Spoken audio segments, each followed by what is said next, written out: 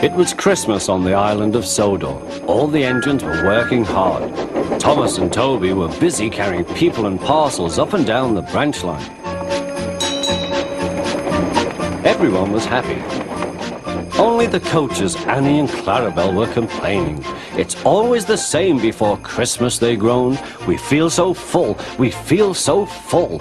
Oh, come on, said Thomas. Where's your festive spirit? Christmas Day is almost here. By the side of the track was a lonely little cottage with a familiar figure waving to them. It's Mrs. Kindley, whistled Thomas. Peep, peep, Happy Christmas!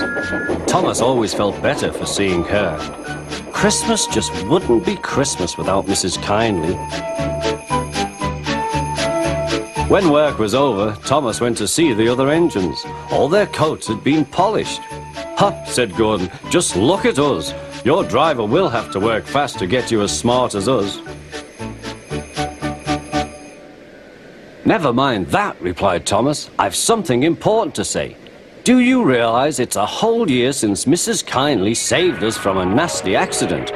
You remember when she was ill in bed and... Yes, of course, interrupted Edward. You told us how she waved her red dressing gown out of her window to warn you about a landslide ahead. And you and Toby gave her presents, Percy joined in. And the Fat Controller sent her to Bournemouth to get better. But, said James and Henry together, the rest of us have never thanked her properly.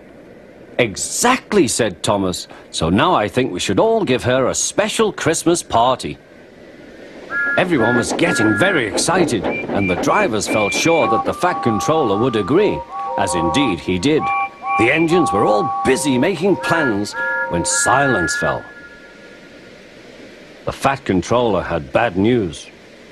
The weather's changed badly. Mrs. Kindley is snowed up. Toby says he'll help to rescue her. You must help too, Thomas. There's no party unless you do. Thomas hated snow, but he said bravely, I'll try, sir. We must rescue her. We must. There's a good engine.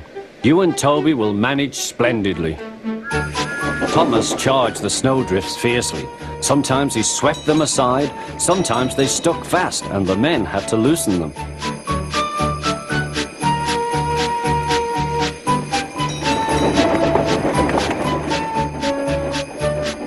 But at the cutting near the cottage, they could go no further.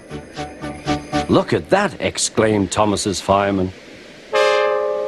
Peep, peep, peep, here we are, whistled Thomas. An answering wave came from an upstairs window. Then they heard a familiar sound. That's Terence, said Thomas. He's come to help too. Sure enough, Terence had a snowplow and was working hard to clear a path to the railway line in safety. At long last, the rescue was complete. Percy took the tired workmen home. Terence said goodbye to Mrs. Kindley and promised to take care of her cottage as he watched them all set off. The engines made good time. No more snow had fallen, but the yard was dark. Thomas's heart sank.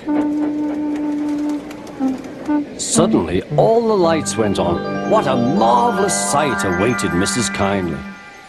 Well done, said the Fat Controller. I'm really proud of you all. Mrs. Kindley especially thanked the smaller engines. Thomas and Toby are all friends, she said. And now, Percy, you are my friend too. Percy was very pleased. 3 cheers for Mrs. Kindley, he called. Peep, peep, peep, they all whistled. We wish you a Merry Christmas, we wish you a Merry Christmas, we wish you a Merry Christmas and a Happy New Year.